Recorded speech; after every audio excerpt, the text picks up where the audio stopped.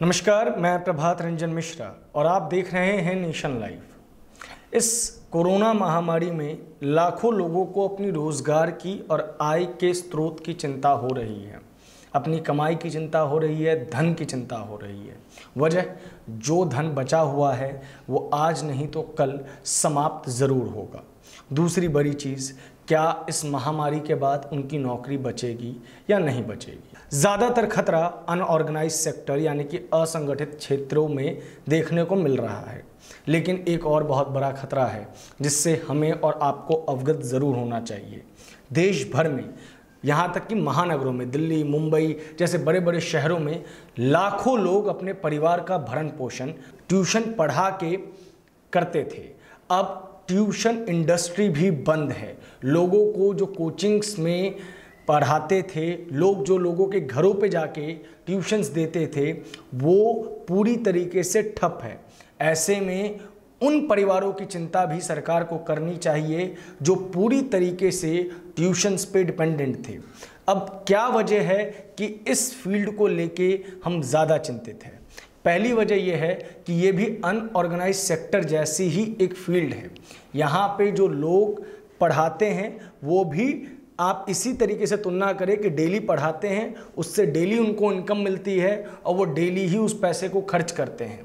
मज़दूरों को, e rickshaw चालकों को, ऑटो रिक्शा चालकों को और भी अन्य जो कार्य क्षेत्र में लोग जुड़े हुए हैं, उनकी चिंता सरकार कर रही है। लेकिन उनका क्या, जो प्रतिदिन बच्चों को पढ़ा के, उनको शिक्षित करके, उनको ज्ञान दे के अपने घर को पालते थे, आज वो भी मोहताज हो गए हैं। आज नहीं तो कल उनकी सारी सेविंग्स समाप्त होगी। ऐसे में सरकार को अवश्य ट्यूशन इंडस्ट्री के ऊपर भी ध्यान देना चाहिए, क्योंकि ये एक बड़ी समस्या होने वाली है। जो लोग होम ट्यूशन्स देते थे, सबसे ज़्यादा प्रथम दृष्टि में समस्या उनके लिए नज़र आ रही है। वजह, क्योंकि जब आप होम ट्यूशन्स की फील्ड को खंगालेंगे या उसके बारे में जानकारी जुटाएंगे तो आपको पता चलेगा कि एक शिक्षक बच्चे के घर पे जाता था और प्रति घंटे के हिसाब से या प्रति महीने के हिसाब से फीस लेता था। चूँकि कोरोना के चक्कर में लोगों का आना जाना बिल्कुल बंद है और होम ट्यूशन्स पूरी तरीके से बंद हो चुके हैं, इसके पीछे की वजह ये भी है कि आप अभी अपने घर में किसी भी अननोन पर्सन्स को शायद नहीं घुसने देंगे, किसी भी ऐसे व्यक्ति को नहीं घुसने देंगे जिससे आप परिचित ना हो। और लॉकडाउन समाप्त होने के बाद भी आप किसी ऐसे व्यक्ति को शायद अपने घर में अभी नहीं पहुंचने देंगे या अपने घर के अंदर प्रवेश नहीं लेने देंगे जिसके बारे में आपको पूरी जानकारी ना हो। मार्च का महीना होम ट्यूशन्स की इंडस्ट्री में जो टीचर्स पढ़ाते हैं उनके लिए वैसे ही कठिन होता है, क्योंकि बच्चों की परीक्षाएं चल रही होती हैं, उस वक्त बच्चे ट्यूशन्स नहीं लेते हैं। अब मार्च के साथ साथ उनको अप्रैल में भी पैसों की मार झेलनी पड़ रही है।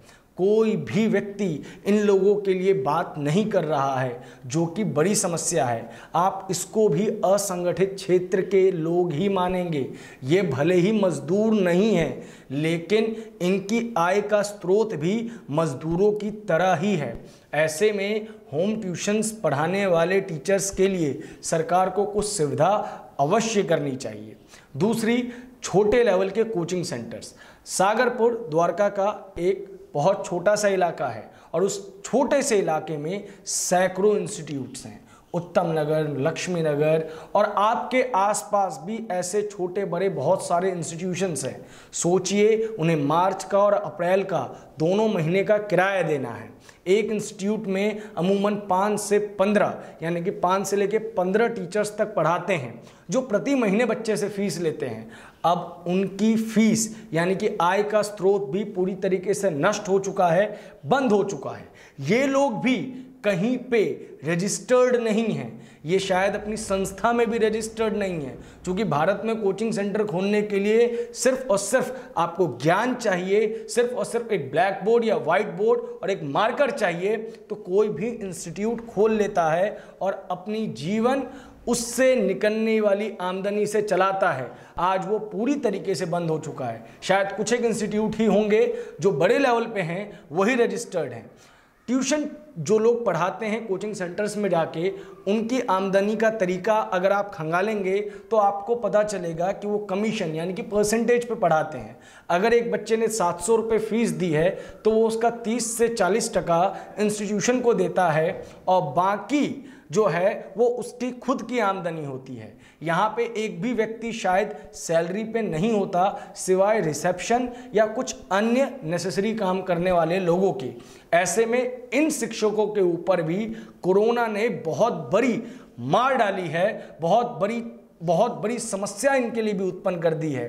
अब चूंकि बड़ा सवाल यह है कि इन लोगों के पास ना तो लाइसेंस है, इन लोगों के पास ना तो कोई रजिस्ट्रेशन है और ये लोग शायद सरकार की गिनती में भी आते हैं या नहीं आते हैं, इसकी भी कोई सूचना हमारे पास नहीं है। लेकिन एक चीज़ स्पष्ट है कि ये भी भारतीय हैं, एक चीज़ स्पष्ट है कि ये भी समाज निर्माण में अपनी भूमिका निभाते हैं। एक चीज़ और स्पष्ट है कि ये कल का भारत बनाने में बहुत अहम है।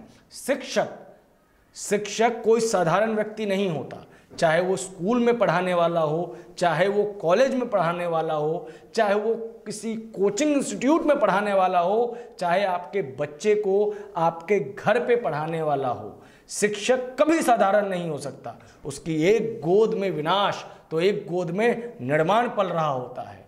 आज वो शिक्षक पैसे के लिए मोहताज है, तो आवश्यक है कि सरकार इसके बारे में सोचे, संज्ञान ले और इन लोगों की भी मदद करे। आज जब मेरे बहुत सारे मित्रों ने मुझे फ़ोन किया और बताया कि अब उनकी हालत भी ख़राब होती जा रही है और उनके घरों में मात्र कुछ दिनों का राशन बचा हुआ है, तो आंखें भभक पड़ी, आंखों से आंसुओं का सैलाब आ पड़ा। वजह यह है कि ये लोग समाज के प्रतिष्ठित लोग हैं, ये लोग समाज के निर्माण में भूमिका निभाते हैं। ये लोग शायद लाइन में लग के खाना नहीं ले सकते, ये लोग शायद भूखे रह जाएंगे लेकिन किसी से अनाज नहीं मांग सकते। अब ऐसी स्थिति में इन लोगों की आवाज़ पहुंचाना भी आप तक आवश्यक है। सरकार से हमारी अपील है, तमाम ऑर्गेनाइजेशन से हमारी अपील है कि ऐसे सेक्टर्स में जो लोग कार्य करते हैं उनका संज्ञान ले और उनको ज़रूरी सुविधाएं मुहैया करवाएं। देश और दुनिया की सभी बड़ी खबरों के लिए हमारे YouTube चैनल को सब्सक्राइब करना ना भूलें और हमारे Facebook पेज को लाइक और फॉलो करना भी ना भूलें। धन्यवाद।